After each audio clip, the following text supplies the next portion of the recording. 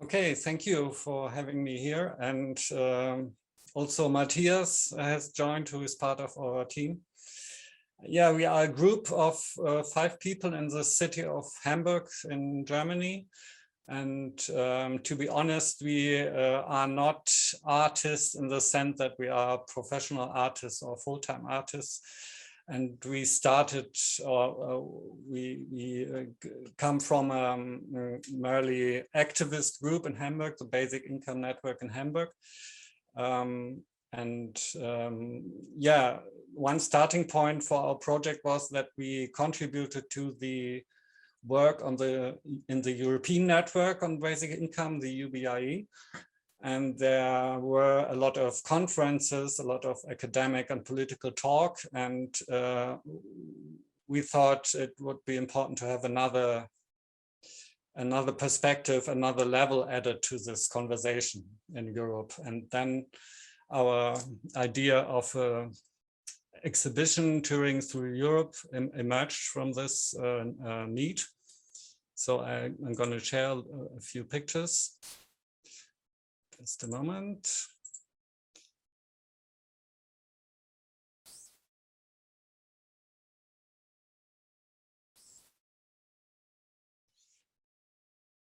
Okay.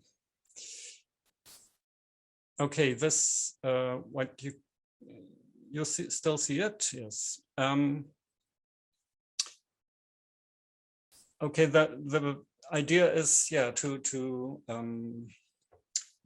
leave the more academic and political discussions and offer to the public a way to discuss and to be confronted with the idea of basic income in public spaces. And here you can see one perspective into our design of the exhibition, which could be, which is in English the name is Wow Basic Income, and in German it's Mensch Grundeinkommen. Yeah, and to start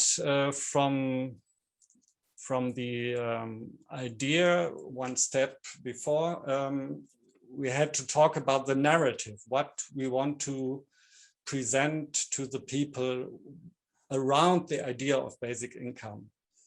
And we've got 5 proposals by the company we work together with. And then there was a clear direction into the idea having a narrative of a village, a kind of village where the future of society is discussed and negotiated.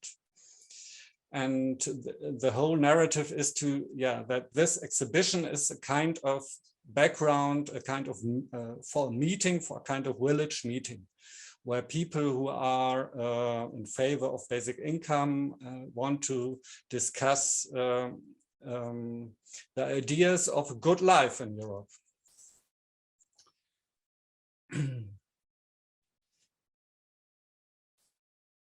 And in Germany, we have a kind of maybe old-fashioned telling that in the center of villages, we have so-called in German Dorflinde. Here it's called the lime tree. It's a tree in the center of the village where the gossip takes place and where maybe also the decision-making is taken for the where people meet for the village. And well, you see here, it's not a tree, these are flags, and the idea is to have this tree not in a natural tree, but in an abstract tree representing this idea of a central place in the village. Yeah, and the whole concept is, to have a overall view on the exhibition. It could be like this. We kind of have, we have about 8 modules like this little huts, which, the village is formed of huts with a special focus on the issue of good life and basic income. And above all, you see these flags, colorful flags, which is maybe also a kind of roof above the village. Yeah, one hut is, for example, or yeah, this hut is, it's not a hut, it's a module. The hut is and it's about the ideas of a good life. It's the central question of the village. And we ask the people, what does a good life mean to you? And these flags are not stable in the sense that all is ready, but people are invited to add new flags and to lift them up. So they can choose a pen, they can get a new flag, and they can write down their answers about a good life. For example, finishing sentences like a good life must include, and so on, or what can society contribute to a good life, or with an unconditional basic income I could finally, and so on.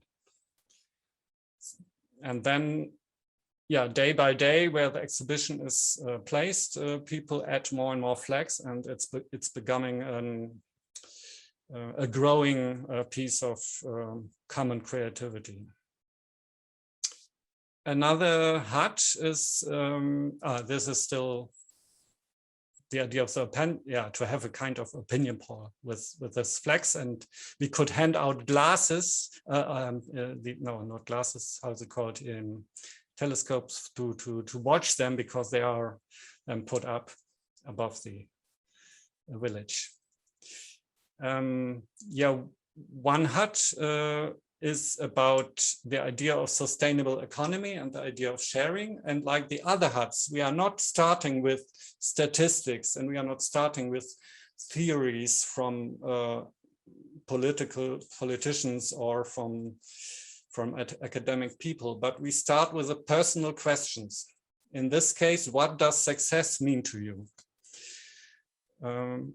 And in this case, we have the idea to have a kind of an interactive diagram where you can show your personal attitude towards success, linking the perspective, you personally, your family, a company, or the society as a whole, for example, and then you can link different perspectives of or different kinds of success, like recognition, profit, environmental protection, happiness.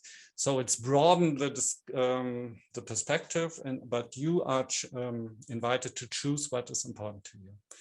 And then altogether, this is becoming a lively, also a kind of an opinion poll where all the threads are shown and is growing day by day.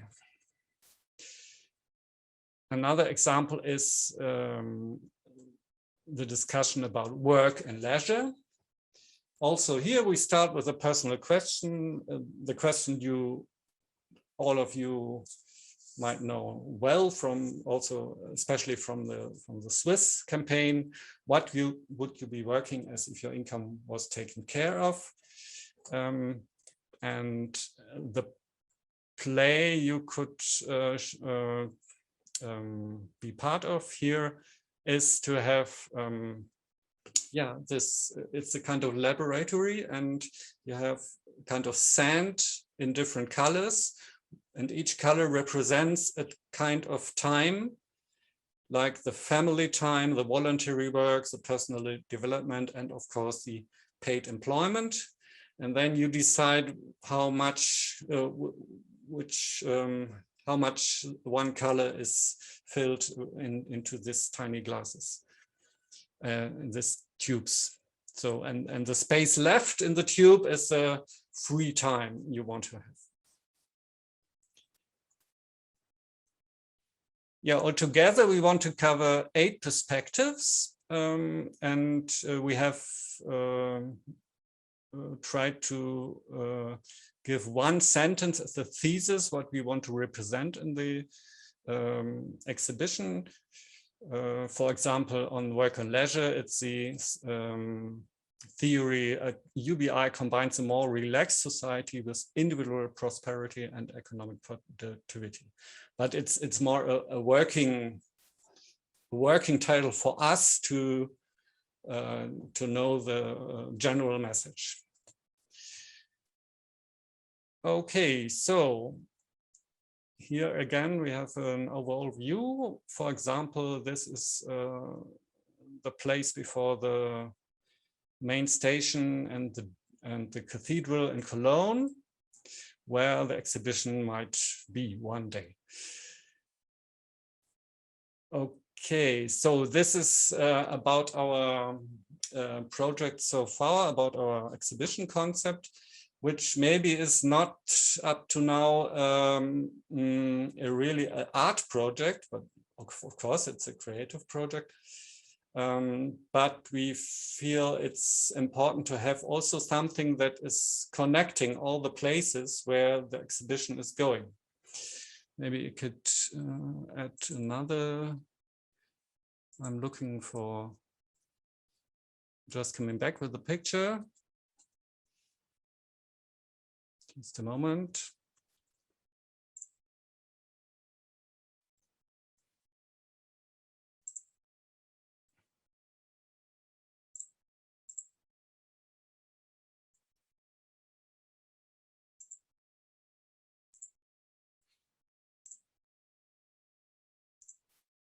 So I'm sharing again something, just a moment. Okay. So do you see it? Okay. So these are some of the places where, or the places where we have some people locally which are somehow committed to invite our exhibition and to be prepared to have it there.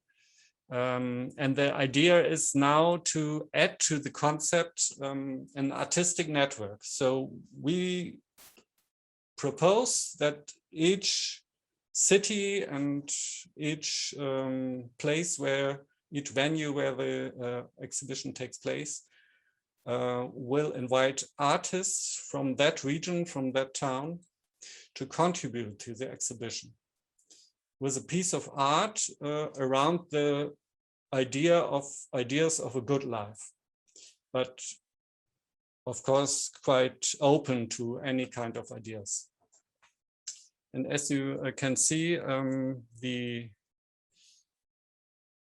we have in the center of the village, there is a place which is flexible to meet and where also maybe artists could present their pieces and their ideas. But of course, this could also be a kind of fringe program together with other institutions like theaters, museums, or schools or universities, whatever you think. So it's an open concept, which is now enlarged with our idea to build up a kind of network where also the artists from the different regions talk to each other, to exchange their ideas like we do here in this session. And then maybe they can visit also other cities with their pieces of art. So with this, we add a kind of connecting network to the exhibition. Not only the exhibition itself is traveling, but also the artists contributing to the exhibition are having an exchange among themselves, and they form a network which can work before and even after the exhibition is at one place. Yeah, okay, so that is so far our idea, and now our big challenge is to get this funded. Which is a really big challenge because, it's not that cheap to have a exhibition which is stable, which is practical and solid for any kind of weather, because it should be most often outside. And so we are now currently in a longer period of looking for funds and for people who can fund this. Okay. Fantastic. Yeah. And thank you, Raina. Yeah. And thank you again for like a very super clear, really lovely context and kind of an exciting proposal, I think, and something that, yeah, has a lot of really, great tools and ideas for engagement and creating spaces of dialogue and doing something that is, yeah, both international and locally rooted as well. And as you say, maybe the stage that you're at the moment, or a question for us is, you know, how we could contribute to it if it was to happen, and also how we could make it a reality, or, you know, what you need from us as also a network or a growing network of artists. Perhaps, I mean, yeah, interested in creating exactly this, the spaces for dialogue and understanding universal basic income at the grounding it in some kind of reality in local situations. But again, I'd love to open it up for questions. I can see that Rona has asked us a more sort of general question in there, which it might be nice to kind of save for a few minutes, and we'll come back to it. But is there anything that specifically about sort of Raina's presentation that people might like to ask for any clarity on? Or yeah, Charlotte? Hi everyone. Hi Raina. Thank you for your presentation. I thought it was really, really fantastic and super ambitious, but why not? And I also want to take the opportunity to thank Gabriella as well, because I didn't say, but I thought your presentation was also really interesting. I love the way that you use practice to articulate the possibilities of UBI, and I think that's very powerful. But sorry, yeah, moving back to Raina.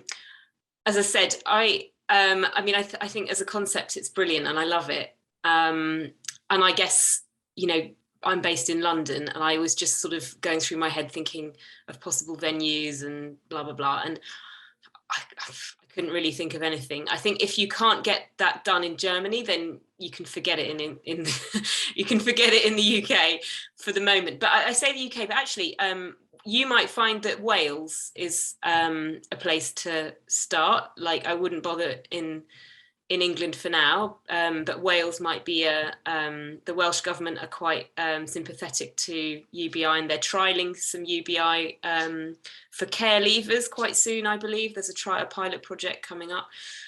So there's a sympathy, and they are more sympathetic to, I mean, it's a Labour government, so, you know, their creative budget is more sympathetic to progressive agendas, I guess. But I suppose one thing that did occur to me is that obviously the scale and the reach of your proposal is very ambitious. I mean, could you start off with something a lot smaller? Like, for example, I was just thinking of similar projects that I've encountered where it's like a small, you know, they kind of get hold of a small vehicle, like an old ice cream van, or like a catering van or something like that, and then it becomes a kind of traveling exhibition that's quite easy to pack up and pack in at the end of each day, and it can be done with a small number of, you know, 1 or 2 staff, rather than a huge permanent or semi-permanent installation that's going to cost a lot and be, I mean, certainly in this country, it would be subject to vandalism if it's outdoors, and you would have to hire security guards. And I mean, you'd be looking at a town council putting in a lot of money, and they'd want sponsorship. And so practicalities wise, and then if you had a small kind of more mobile sort of ambassador in a way for your more ambitious project, you could go around the festivals. And I think that music festivals would be a really you know, venue where people might be willing to engage. And I think that the visuals of your design with the flags, and, you know, it's very I guess it's utopian, but and the village idea, I think, would work really well at that sort of, not necessarily like a rock festival, but like arts festivals, the Hay Festival, literature festivals, Edinburgh Festival. Those are the ones that I know in this country, or rather in the UK. But yeah, just some initial thoughts, but great, love it. Thank you. Yeah, thanks for your comments. Yeah, we had quite a deep conversation about how large our exhibition should be and how mobile it should be. And it's a mobile concept, so it should be relatively easy to put it together and only need maybe one large van to store it. And then traveling to the next place, but also it's and maybe just 2 people are enough to put it up and put it down. But we started thinking, well, let's make something that is really visible and that where you have to occupy a whole place really, and not just if it's.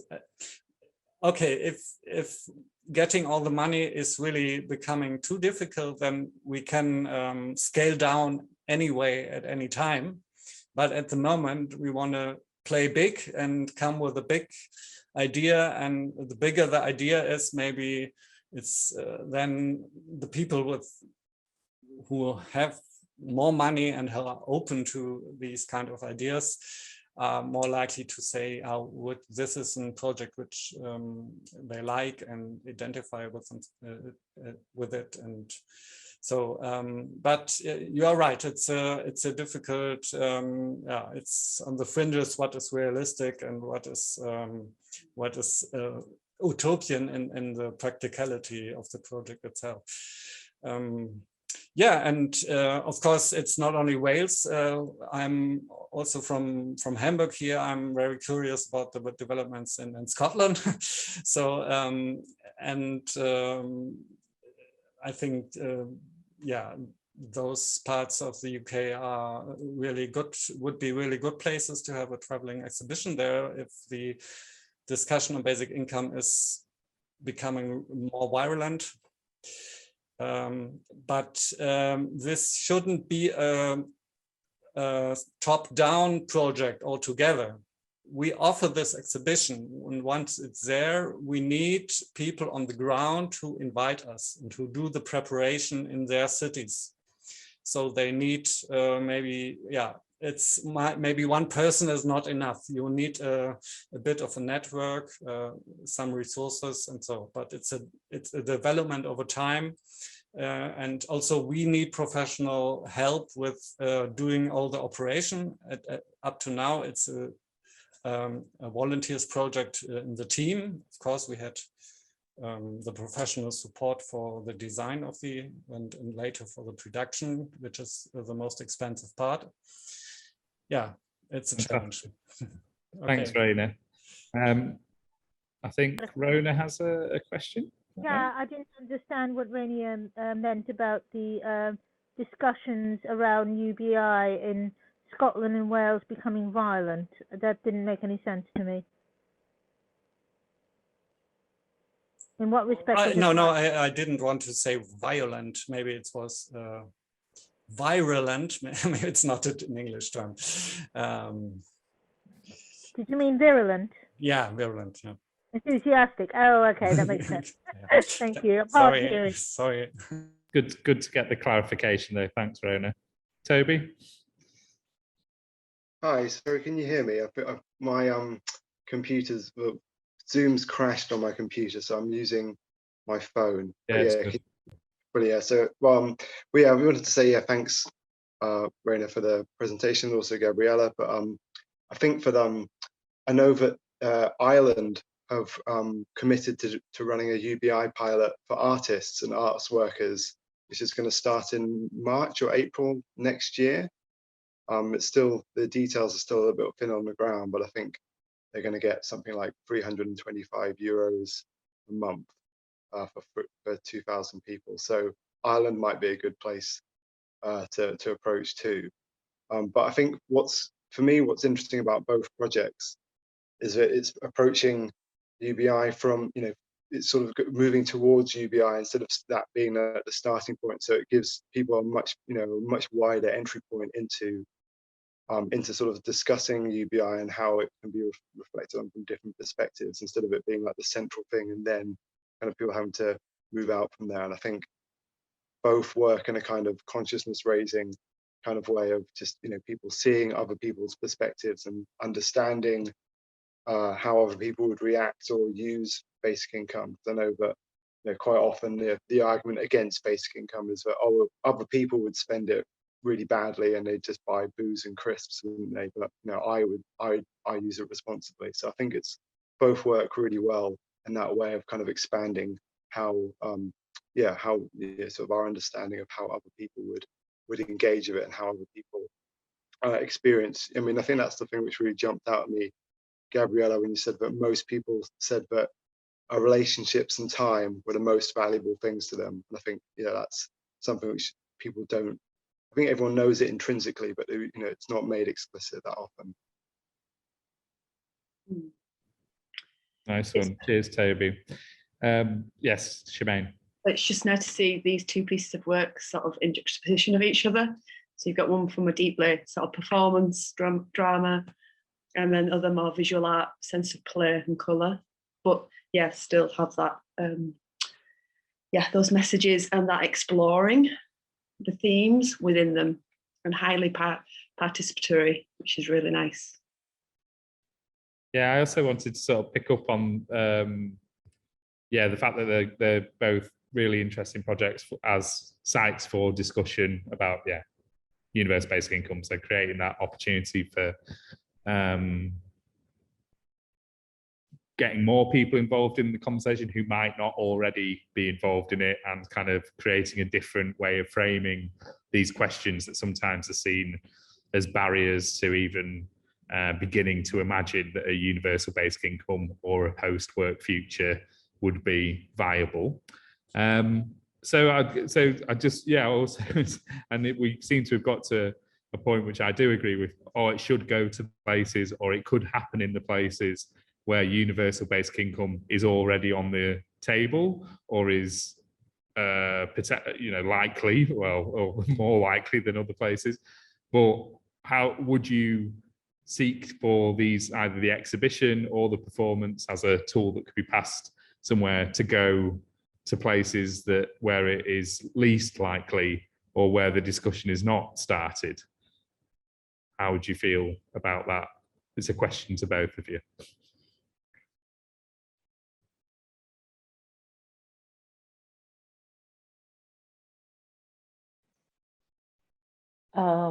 Well, what is there in Italy or in Spain is nothing like a universal basic income.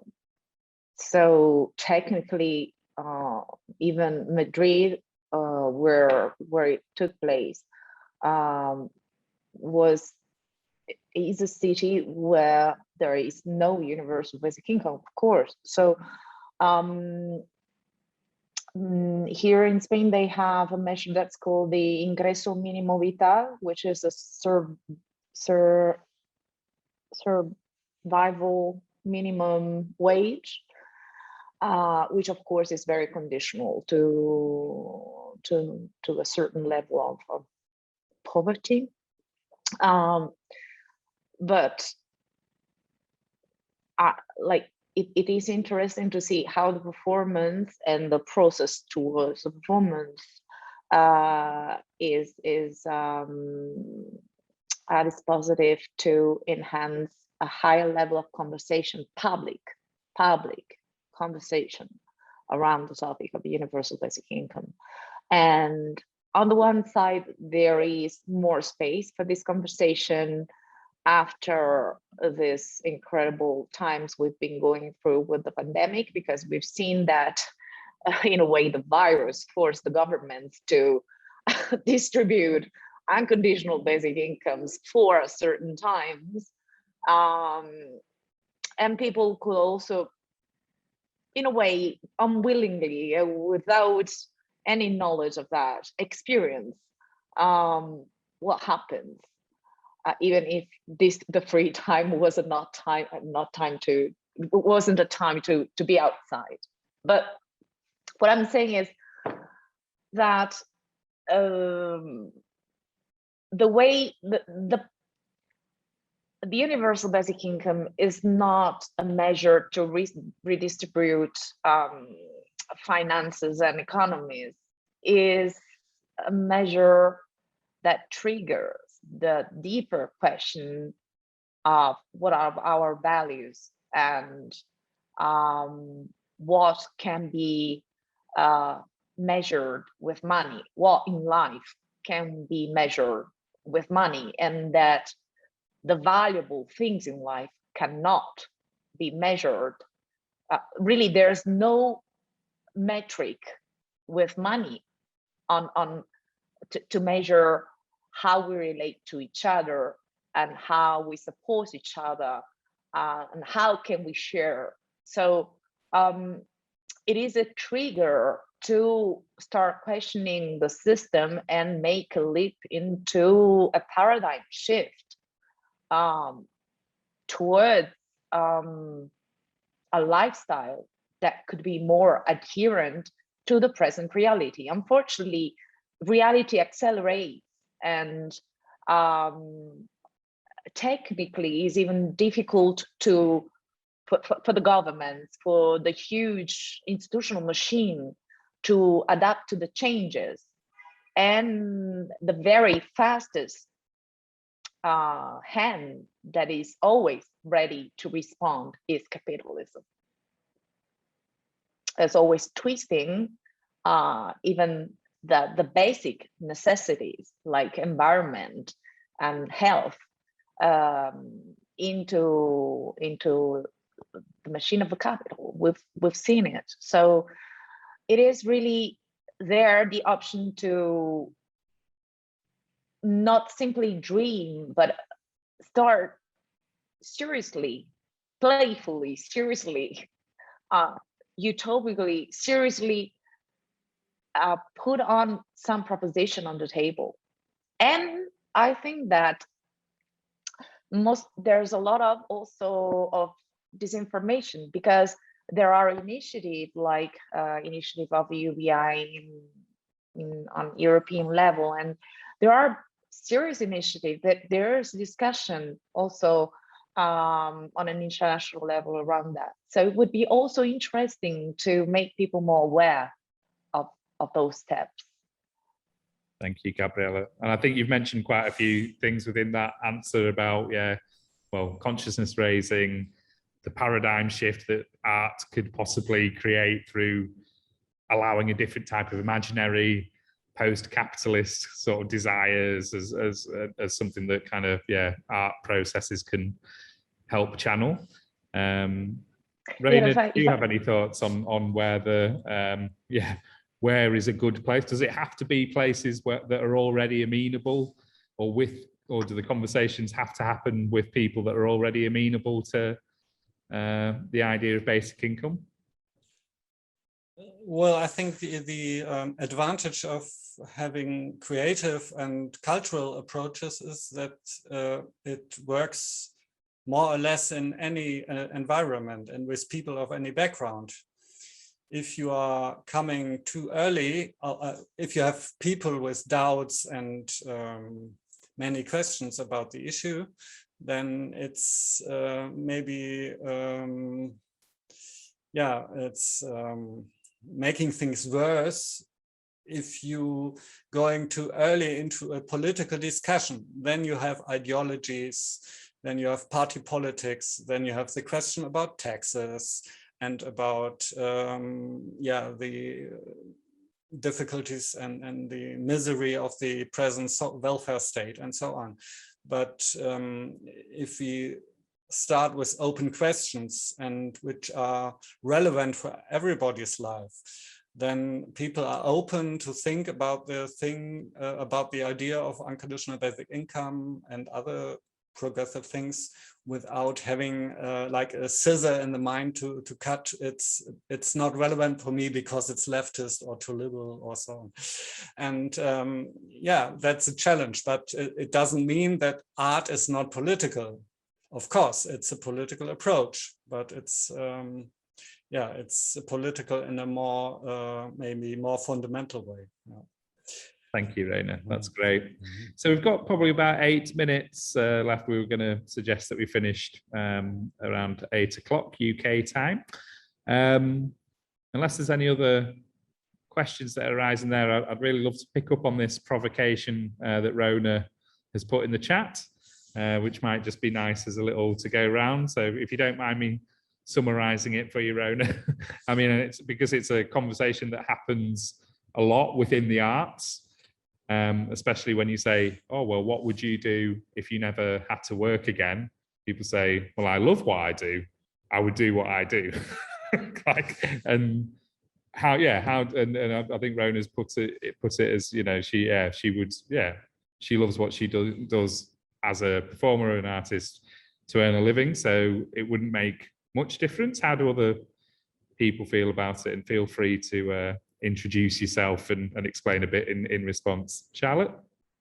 Hi again. I'm aware that I didn't introduce myself before, but I'm an artist and a researcher, and I've just published a piece of work called Artists as Workers, which talks about artists as workers, but one of the conclusions or the policy suggestions in the conclusions is UBI, so it's something I've been following a lot recently. But yeah, I mean, I think this is a really important question, and this is the question that makes artists and creative people extremely ripe for exploitation, because people say, oh, I do what I want to do because I love it, not for the money, which is almost always true. You know, creative people don't go into it for the money, otherwise they would do banking or something else. But at the same time, if you don't kind of unpack that, then you end up with an arts sector that's populated only by people who can afford to be artists, because as we've talked about already today and identified, the barriers, including the cost of education, certainly in this country and in other countries in Europe, perhaps less so, but still an issue. Cost of housing, very much so. And Gabriella mentioned it in Madrid, but I mean, in London and the UK, housing costs are prohibitive, and it's another issue. So you've got a situation where especially young people come out of they graduate, they want to be an artist or a singer or a musician or a actor, for example, and they can do it for a while if they're able-bodied, if they're able to kind of live really cheaply, maybe live in a squat, live on low rent, maybe live with their parents, share a room with friends, whatever. But as time goes on, you can kind of just about make a living, you can make it work, you maybe get in debt a bit or blah, blah, blah. But then after a few years, you see that people drop off, and it's when they start to have responsibilities like children or caring for ill parents or older relatives, caring for family members. They themselves may become disabled. They may have a health issue that becomes a problem, and we're seeing long COVID, increasingly as one of those kinds of issues. So then you get a system where people drop out because they can't afford to do it, and that's what universal income becomes the one of the policy suggestions that will make it an equal healthy one. I was the one who put the comment in the chat. I'm disabled. I have vascular damage from strokes. I have a spinal disability, and I have a hearing and memory impairment as a result of a stroke. And I was also a carer for my late mother for 9 years. And during the time I was a carer, I sang in care homes. I taught in a recording studio. I taught singing in a recording studio. I did recording sessions. And now as a disabled person, at least 50% of my income comes from being a professional entertainer and choir leader and vocal tutor. I think making this kind of generalization about the fact that people become disabled themselves, or they become carers, or they have other responsibilities, and that kind of forces them to sort of drop off from the entertainment profession is a bit of a generalization, because I've bucked the trend throughout my life, and it's because I love my work so much. So I just felt that I'm sorry to interrupt you. Didn't mean to be rude to you, but I wanted to sort of come in on the points that you were making. Well, I mean, that's, you know, amazing, and I'm thrilled to hear your experience, and it's absolutely heartening that you've been able to survive. But that doesn't change the fact that it's not ideal. You know what I mean? So, had you had more support throughout these difficult times in your life with your disability and your caring responsibilities, perhaps you would be able to do even more. So, you know, you are a survivor, and credit to you on all fronts, but where you've survived, many haven't. And the research that I undertook, I spoke to lots of people who were not surviving and not coping, and for a myriad of reasons, and certainly disability wasn't the only one, but it's one of many factors that are often they're often to do with caring. And so women lose out, parents who don't have support networks, people who are caring for relatives. My mother died recently, and I cared for her through her death as well. So I know that, you know, if you don't do it, no one else is going to do it. It's not like, you know, these are quite personal decisions, but that we all have to take. But at the same time, these are the things that allow it to be a very elitist art world, and it is certainly for visual arts. And I can't comment, you know, theatre, etc., isn't my area, but there's a lot of research to show how elitist the art world is. It's not accessible. It's not. I'm losing my vocabulary, but you know, the equality of access is not there at the moment, and it's not getting better, sadly. Thank you, Charlotte. And I think Toby's put a link to the artist's work. Is that to your? Yeah. Yes. Thank you, Toby. We will be reading straight away afterwards. Sounds fantastic, and it'd be great to well, both for Rona and Charlotte perhaps to contribute to our next session as well, because there's obviously a really important conversation to be had there. Rona, did you want to come in on that as well? We've got a few more minutes. Yeah, thank you. Well, your discussion reminds me of this contribution of Margit Appel from a feminist perspective. She's from Austria, for long years contributed to the discussion on UBI. And she recently put the issue in that way that UBI is making unconditionality political, bringing it to a political sphere, because it's the unconditionality is not new. The unconditionality we have now is in the privacy, it's put into privacy. It's the care work you mentioned. It's the work of the artists and so on, and of other people. And there's so much work done at the moment, unconditionally. And now the unconditional basic income is putting it to a political level, saying this kind of work needs, on the contrary, an unconditional income. So, and this might be good to, in discussions, to say, no, unconditionality is not new. It's new is that it's now linked to our income, but there's much things in the society which are done without conditions. And also this issue of unconditionality is an ideal starting point for artwork and creative work. So, yeah. Thank you, Rona. Gabriella? Yeah, if I may quickly, because we're beyond time, but I would like to close expanding the discussion. Like, of course, universal unconditional basic income is the best measure for the art workers. But at the same time, with the Art for UBI manifesto, for example, we as artists are claiming a universal unconditional basic income. So not only for the art world. And this because the Italian movement in 2008 really opened up from the artists who shared these very precarious conditions, work conditions and lives, but of course, it was there a massive number of people who were not artists, who share the same precarity and the same uncertainty in terms of work and contracts and recognition of rights and inaccessibility to unemployment measures and everything. So there's a huge mass of people, a multitude of people, the cognitariat, people who are highly skilled and higher education that can shift for jobs, but that have no job security. In Italy, it was 2 days ago published that after COVID, over 56% of the contracts are short terms. So something is happening there, and this level of precarity is going to be shared and is larger. And a measure like universal and unconditional basic income, not only for the art world, but for everyone, is also, I mean, is a measure that should absolutely be taken into serious consideration.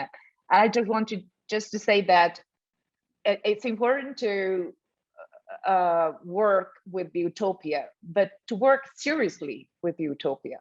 So really try to put into practice utopia and not just dream of it. So once again, as children, artists do really play very seriously. And this is on both sides, on the larger community level of an experience as a common like l'asilo, which is a collective large experience, or a performance. But really to be able, these prefigurative practices to provide ideas, visions, even solutions, that to go there, practice solutions, because that's what's going to really contribute to change the game. Well said, Gabriella. Grazie mille. I think it's been a really excellent session. So a huge thanks to both Gabriella and Rainer for bringing some very concrete practices to the table, and thank you to everyone for using those as a discussion, as a point for a really good discussion, which we'd love to carry on having with you all. And do put yourselves forwards if you'd like to do a 10-minute sharing, or as I said, it can be your own practice, it could be some research, it could be an idea. We can have quite sort of speculative conversations to dream with political intent. And it might be a good time to just highlight Toby's invitation there. If you'd like to find out about any future events, there's a mailing list there at ubilabarts@gmail.com. Don't think we've got a date booked in for the next sharing session just yet, but it'll probably be February or March. I think we're trying to aim at doing them sort of quarterly. But yeah, if you've got any ideas for people that might like to take part, or tell your friends, it's good. We'll archive this and put it on the YouTube channel along with all the others. So we're getting a sort of a repository of kind of creative tactics and tools used by artists for broadening and deepening the discussion around universal basic income. And yeah, Toby, is there anything else you'd like to add before we say thanks and goodbye? No, just to say thanks to everyone for coming along, and Rainer, for Gabriella for presenting. But also just to, I guess, respond to Gabriella's point about UBI Lab Arts is campaigning, or we would campaign for a universal basic income, so not just for artists. And I think sometimes we get accused of that. I think it's a very valid point, and we're very keen not to make artists as unique people, because everyone is creative, and everyone could be, it might not be art, it might not be music, you contribute to the creative sphere in one way or another. So universal basic income would mean that everyone could do that. Very good. Well, and maybe that might also open up who we start to have sharing in these sessions, because they don't have to identify as an artist first and foremost.